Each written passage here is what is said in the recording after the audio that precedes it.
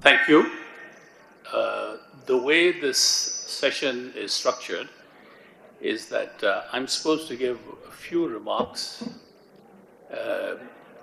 just to set the stage, and then Valerie, as though she hasn't had enough speaking time, will come in and tell us more about how we do adaptation to mainstream climate change issues. The session is then structured for me to ask Valerie some questions, which is great because it will make it a little more iterative than it has been so far. So let me, is it okay if I stay here rather than go to the, okay. Now, a number of speakers, starting with the finance minister, and the finance minister always does this, Ali Chima, Sherry Rahman, a number of speakers pointed out the importance of getting the population issue right. That's within our control, and that will affect a lot of the outcomes down the road. So a lot of people have said that we should do something about it. We have allowed it to drift for too long. Now, there is good news there. There are experiments going on in public-private partnership to deliver family planning services at the door to lowest income households. So childbearing age women identified through BISP data are being incentivized to go to private clinics who happen to be very near where they live in order to overcome the social hesitation to visit family planning clinics. This was started in a Section 42 company, and I think many people sitting here understand what those are. These are essentially public companies, but with independent governance structures. They're independent boards. So one such company was set up by Mr. Shehbaz Sharif when he was Chief Minister of Punjab. I happened to be his economic advisor, and he said, "You've got to chair it. I knew nothing about family planning." But we had an excellent board, and we experimented with facilitating access to family planning services, and it really worked very well. World Bank has now picked it up and is going to scale it to all of Punjab. And I think there are lessons there to be learned for other provinces to do similar things in order to reduce the CPR rate, which is the contraceptive prevention, prevalent rate. So because several speakers raised this issue, I thought I would give some good news and the possibility that that issue can be addressed with sensible institutional and other support policies. Now, we've had a lot of discussion on finance. And we know that in the end, it comes down to what we call plumbing.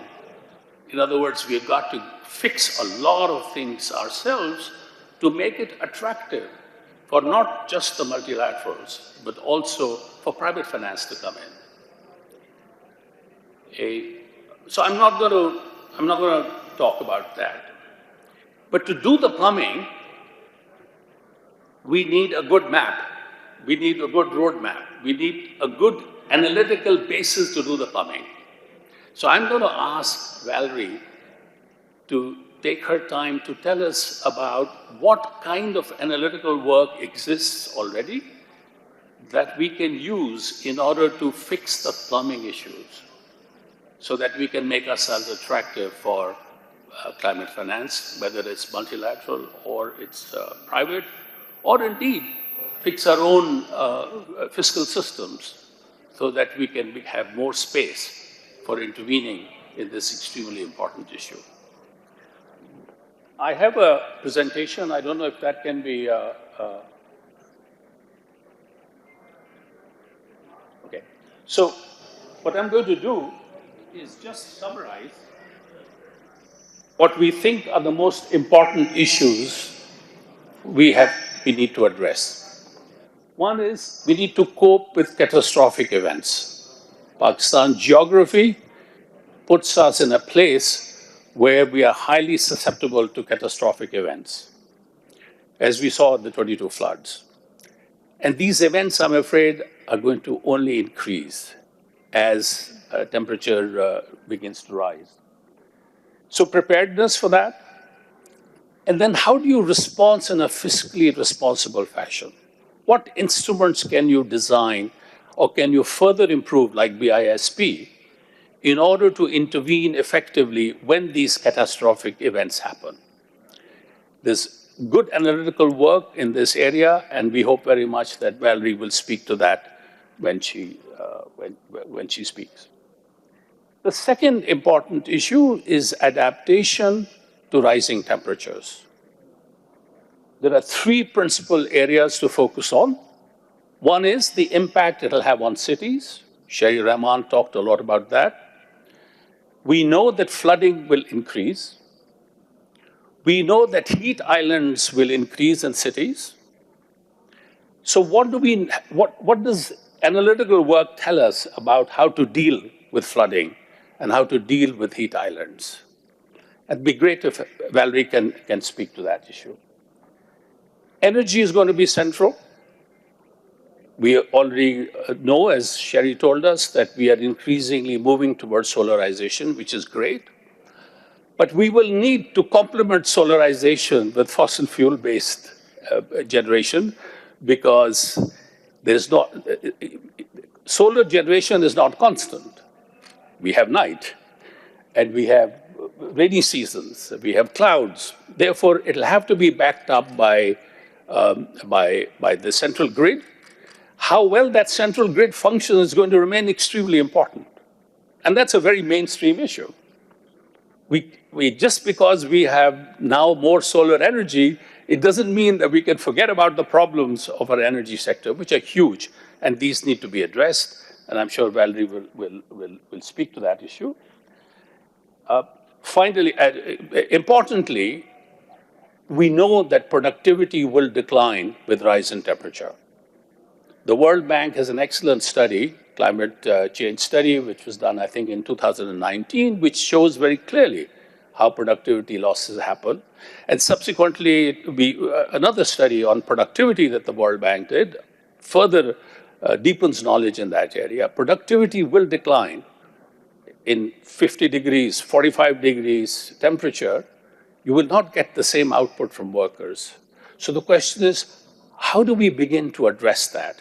What kind of crop choices do we make to address the decline in productivity? This is going to be a very important issue, and I think analytical work in this area will be of a lot of help. Now, important, though not central to the climate change issue, but important related issue is the issue of the quality of air in cities. Again, Sherry Rahman spoke about it at length. All I'm going to say is that we know what the sources are of pollution in cities. We know the crop burning issue. We know the poor quality fuels. We know about industrial pollution in Lahore. And Lahore is cited as an example because it is the worst sufferer of poor quality air. A lot of that is under our control. We have the regulatory framework which we can enforce to control all of these things. Not all of it requires a lot of money. What is stopping us from addressing that issue? It's well within our control. It doesn't require financing. It'd be great if Valerie can dig up evidence from other countries where they've been able to address the question of the quality of air in cities without spending too much money, but just enforcing regulations effectively. Analytical work is important, but we have to find a different way of communicating that to the government. There's a lot of good analytical work out there. If you want to write a report, there's no dearth of background material you can get on Pakistan. How do you get its traction in the ministries across the road from here? How do you get its traction in the governments in the provinces? That's the big challenge. More analytical work won't help there. What will help is media.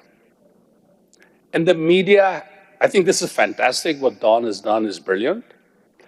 But this should not be the end of it. We have to engage in a persistent fashion to point out not only the misquoted numbers that Sherry was talking about, but also promises that are made, reports that get written, reports that are discussed in the presence of ministers, in the presence of chief ministers, in the presence of prime minister, and then nothing happens. And invite Valerie to earn her dinner this time. Valerie, thank you.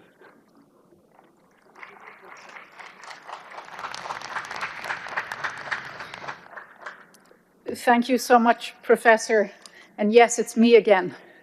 This is my first visit to Pakistan, and I worry that I'm wearing out my welcome very quickly by taking up all of the oxygen in the room. So I'm just going to spend a few minutes right now trying to present how the World Bank thinks about adaptation, and then I really do want to sit down and with the professor get into those discussions. But I want to start by saying the original sin of climate change and the reason why climate denialism is on the rise again and why we're not responding to the climate crisis, because that's all we have in our control to do is respond, is because of the way we communicate about climate change. Even the fact that we talk about climate change, nobody knows what the climate is. Everybody knows what weather is. Why don't we just talk about the weather? Why don't we talk in terms that people understand and be very wary of the audience we're speaking to? Because how we describe what we do in adaptation at the World Bank to an audience of some of the smartest, most educated people on climate change from the public and private sectors is very different to how we would speak about it to a farming family. And yet too often in the climate change community, we say the same thing to both audiences, and neither audience understands what we're talking about anyway.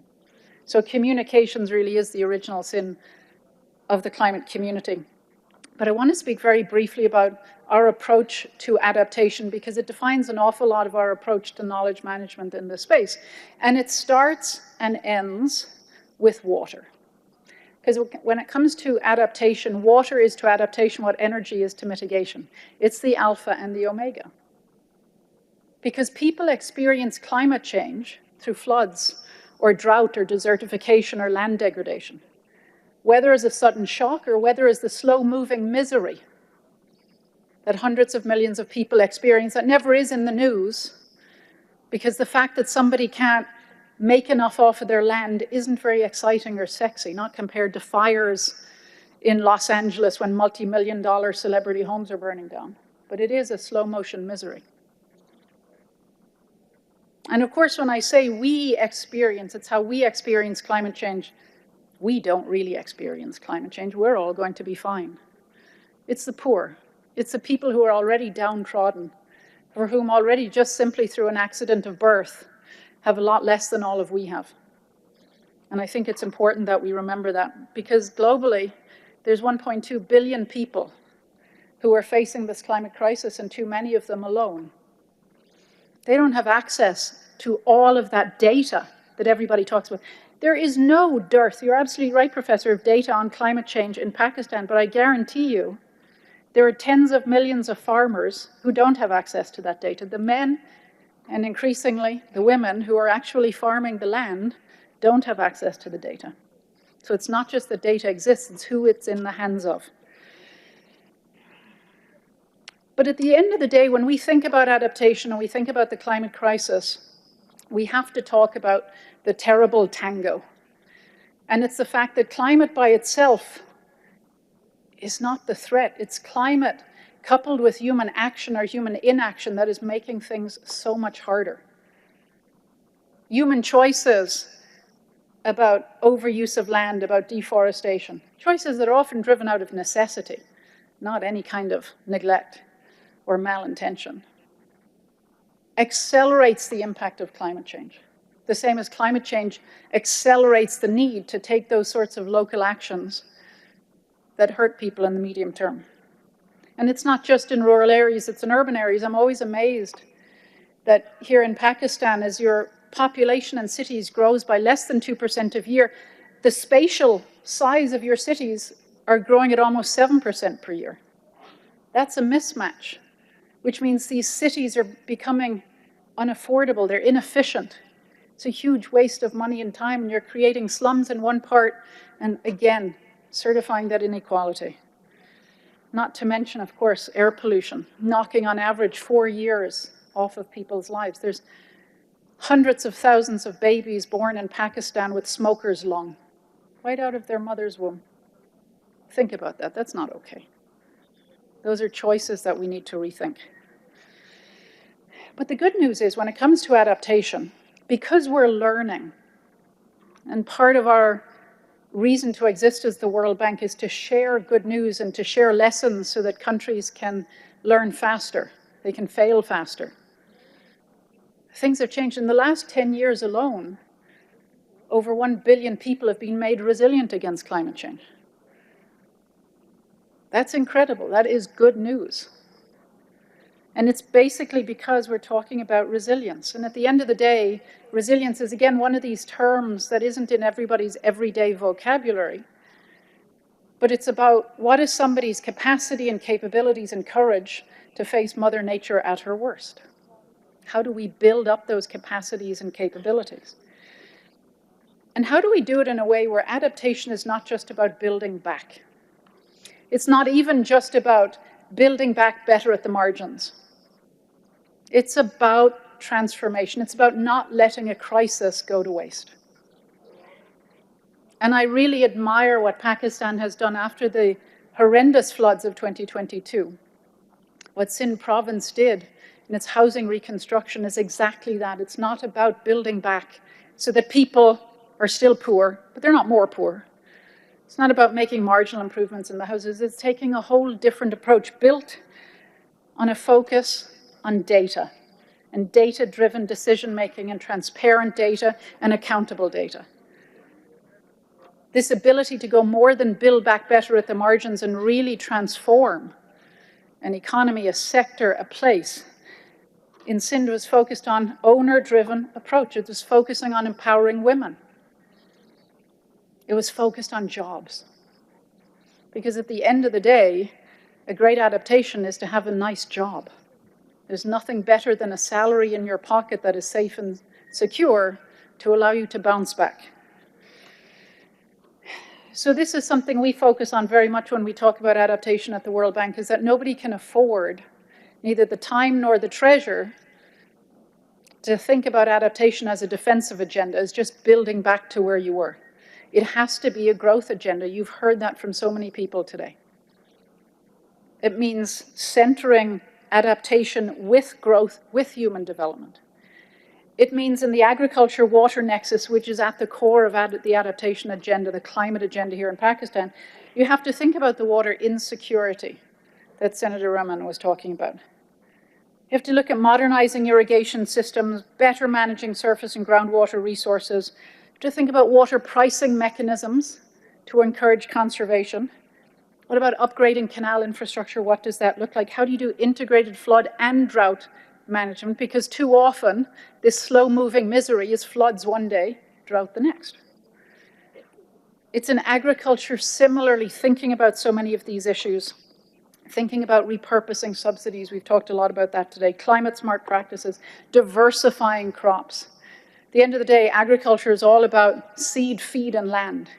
How do you secure all three inputs? And restoration is there too. And so those, in many ways, are how we think about adaptation. But Professor, before I end, and I know I'm sort of shortcutting a lot of what I want to say because we do want to have our conversation, is I can't leave the podium without talking about women and how important women are to the adaptation journey. Because if we just think about the fact that women are 45% of the agricultural labor force, So they're not a nice to have in this agenda. They're absolutely fundamental at the agriculture and water interface and becoming more important. 80% of the food we put on our table is produced by 550 million farms across the world. Increasingly, because of migration, because the men in those families are leaving those homes to go to cities to earn a salary, increasingly, those 550 million farms are being headed by women. So we can't have a conversation about adaptation without talking about women, without talking about land ownership. This is something that the Sindh Housing Reconstruction Project did so well. It put women's land ownership, women's financial inclusion at the center of their thinking. But today, globally, 40% of countries have formal regulatory barriers to women owning land. 40%. If you add cultural barriers, that number goes up again. In so many countries, women's land ownership is mediated through their marriage. That's the only way they have access. Even in those countries without regulatory burdens, without cultural burdens, there's often an administrative burden. Women don't always have the ability to travel in the same way as men. Offices to register for land can be far away. Forms can only have one name on them. And so we have to remember, and we have to work on women's land ownership if we're serious about the agriculture and water nexus and really fighting the climate crisis. And we have to do it in two additional ways that I think we always forget. One is taking care for women during the transition. This is, again, Professor, where data is so important, because the data tells us that for every 1 degree Celsius increase in temperature, domestic violence rises by almost 3%. We learned this during COVID too. So we have to safeguard women during this period of transition, and we have to have them at the table. If women aren't at the table, their interests are going to be on the menu and they're going to be spit up and chewed out. It matters who is in the process. And so at the end of the day, the way we at the World Bank think about adaptation is it is about doing development better and faster, and it's about doing development for and by women. Thank you, Professor. Thank you, Valerie, and thank you, Professor Ijaz Nabi. We will now move on to a short recess. We have a stage set up. Please don't leave the room. Allow our teams. Yeah. Ji? We have an iterative session after Ji, this. please. So, thank you. Okay. Let me put the first question out of the way. It's on the minds of lots of people. Multilaterals, led by the World Bank, have been at the forefront not only for money, but to my knowledge, to my understanding, also for knowledge creation. And I think this knowledge creation in many ways is even more important than the money. We also know that the World Bank's the World Bank's environment, the milieu in which the World Bank functions and other multilateral institutions has been heavily dominated by a major contributor, which is the United States. And I think the United States has done a lot of these contributions for the good. There is something fundamentally changing in the United States about its role in the world order.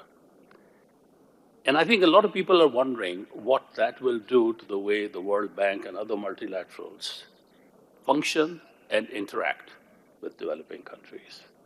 It may be too early for you to say something concretely about this, but this is a question that will come up again and again and again. So we get to get some early views. No, thank you, Professor. And you know, in many ways, the answer to this is, regardless of the administration in the US or anybody else, the bank is going through a period of change. We were born out of the Second World War. We were born as a bank for reconstructing Europe. In the 1990s, we very much became a bank about poverty and thinking through how do we lift countries out of poverty. And in the last few years, especially since COVID, realize that the way out of poverty doesn't simply run through a country's own borders. It's about cross-border problems. That's what COVID is. An illness in one country that has reverberated across the world and still does. Sea level rise in one country affects fisheries thousands of miles away. And so we have to think about those cross-border issues, and it's why climate change remains front and center to what we do, because it is one of the biggest threats to the poor, who at the end of the day are our clients. They're the people I get out of bed every morning to work for. And so as part of this evolution, I think there's two things we realize that matter. That one, we've done lots of knowledge. We have spent lots of money creating data, curating data, bringing data together. And I think we made two key mistakes. One, we then deployed that data often through consultants.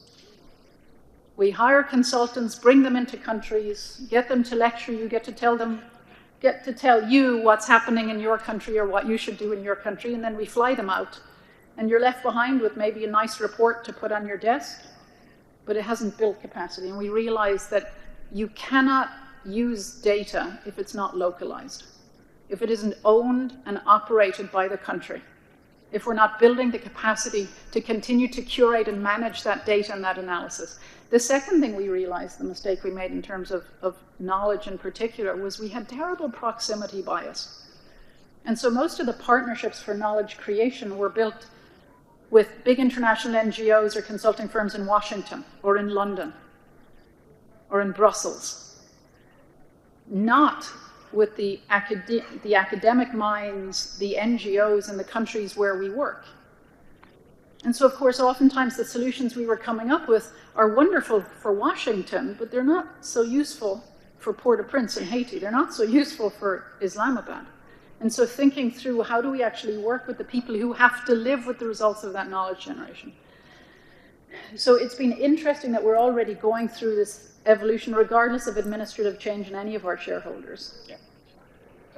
Okay, maybe we can come back to it later if there's time. But I just wanted to point out that among the bilaterals, FCDO has taken a somewhat different model. FCDO has been funding research. A lot of the cities agenda that I talked about comes from analytical work done with funding by FCDO through the International Growth Center, which is a London School of Economics and Oxford consortium. They have taken a very different approach. There's no consultancy funding at all. It's all local researchers in partnership with international researchers. And there is enormous amount of very country-specific, very evidence-driven information on what works and what doesn't work. I hope very much the World Bank will begin to incorporate that knowledge also in its conversations with the government, because of the money angle, you guys have a much better access to government than other researchers. But this localization is key. It's why now, whenever we do analysis, whether we do the data creation or the actual analysis of data, we're always asking the following questions. Question number one is, what's the problem we're trying to solve? And we're stopped looking at these global aggregate problems.